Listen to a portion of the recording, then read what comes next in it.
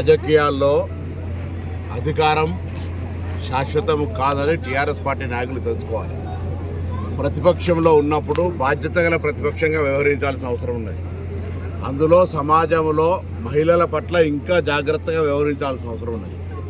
మీరు ఒకవేళ social media ద్వారా రాజకీయ నాయకులను అవమానపరచదలుచుకుంటే దానికి కూడా ఒక హద్దు పరిధి ఉండాల్సిన అవసరం ఉంది. కానీ ఈరోజు ఇటువంటి పొలిటికల్ యాక్టివిటీలో జిల్లా మంత్రిగా ఒక కార్యక్రమంలో పాల్గొనే సందర్భంలో మరొక ప్రజాప్రతినిధి గౌరవ సూచకంగా ఒక మాల ధరింపజేస్తే కూడా దానిపైన సెటార్లు వేసి అది అవమానపరిచే విధంగా, మొత్తం మహిళా జాతిని అవమానపరిచే విధంగా మరి పోస్టులు పెట్టి దాన్ని పబ్లిసిటీ చేస్తున్నటువంటి వాళ్ళ పట్ల తీవ్రంగా ఖండిస్తూ ఉన్నాం. ఇది మంచి పద్ధతి కాదు. ఇది గతంలో కూడా మేము బోనాల సందర్భంగా ఆనాడు మేయర్ గారి పట్ల కావచ్చు, లేదా ఇతరత్ర మహిళా ప్రజాప్రతినిధులు, ఇలా రాజకీయంగా స్థానిక సంస్థల్లో 50% మహిళలకు రిజర్వేషన్ ఇచ్చింది సోనియా గాంధీ గారు.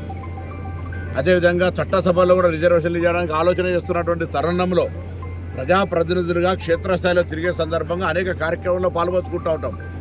ఒక గౌరవ ప్రజాప్రతినిధి పార్లమెంట్ సభ్యుడు అక్కడికి వచ్చి ఒక దండ వేస్తూ ఉంటుంటే మామూలుగా మాల వేసుకుంటా ఉన్నది, ఒక కండువా వేసుకునే సందర్భంలో దాన్ని బట్టి కింద ఎవరు పంపిణీ చేసారు కళ్యాణ లక్ష్మి అని చెప్పి వీళ్ళకి కళ్యాణ లక్ష్మి తీసుకుంటున్నారని చెప్పే విధంగా స్టోలు పెడుతున్నటువంటి టీఆర్ఎస్ పార్టీ ఇంతకంటే ఇంకొకటి అవమానపరం లేదు. దీన్ని యావత్ మహిళా సంఘాలని, ఎందుకంటే ఒక మహిళా మంత్రి కష్టపడి బలహీన వర్గాల బిడ్డ ఒక అధికారంలోకి వచ్చి ఈ రాష్ట్ర ప్రభుత్వంలో ఒక మంత్రి అయితే వారిని ఈ విధంగా అవమానపరుస్తున్నారు. అక్క కూడా కొన్ని సందర్భాల లోపల అనేక రకాలుగా అసెంబ్లీ సాక్షిగా అవమానింపబడే పరిస్థితి.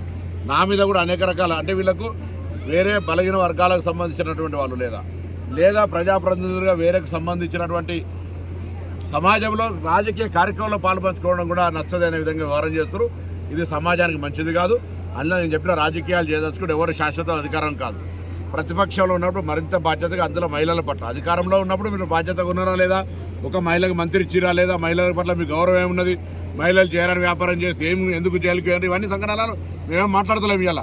కానీ ఒక మహిళా మంత్రిగా ఉన్నటువంటి అటువంటి పెట్టిన వాటి మీద మీరు పార్టీ నుంచి బహిష్కరించుకొని మీరే ఫిర్యాదు చేసి టీఆర్ఎస్ పార్టీని స్పందించి ఇటువంటి వాళ్ళ మీద మహిళల పట్ల మాకు గౌరవం ఉంది, ఇది మంచిది కాదని కఠినంగా శిక్షించమని మీరే డీజీపీకి లేఖ రాయమని చెప్పి కోరుతున్నాను.